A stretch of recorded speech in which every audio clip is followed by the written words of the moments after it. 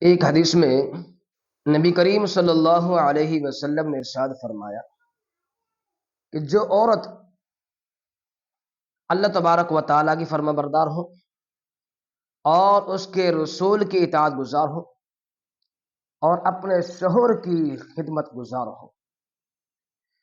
تو اس کے لیے آسمانوں میں اللہ کے فرشتے، سمندر میں مچھلیاں اور ہواؤں میں پرند اس کے لیے دعائے مغفرت کرتے رہتے ہیں۔ اور جو عورت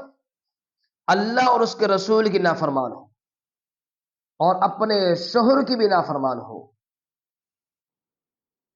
اس کے لیے آسمانوں میں اللہ کے فرشتے، ہواؤں میں پرندے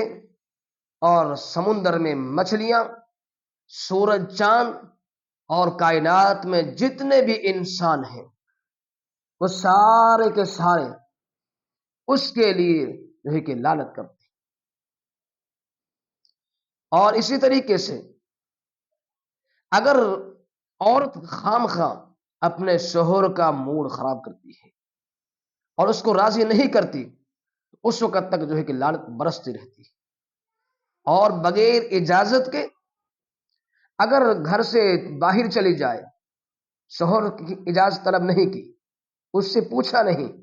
اور بغیر اجازت کے گھر سے چلی گئی، تو جب تک وہ عورت اپنے گھر میں واپس نہیں لوٹتی، اس وقت تک اللہ تبارک و تعالی کی لعنت اس عورت پر جو ہے کہ برستی رہتی ہے۔ تو دیکھیے کہ کتنی بری بات ہے کہ اپنے شوہر کو ناراض کرنا، اپنے اللہ کو ناراض کرنا اور اپنے رسول نبی کو ناراض کرنا، اس کی اطاعت سے ہٹنا۔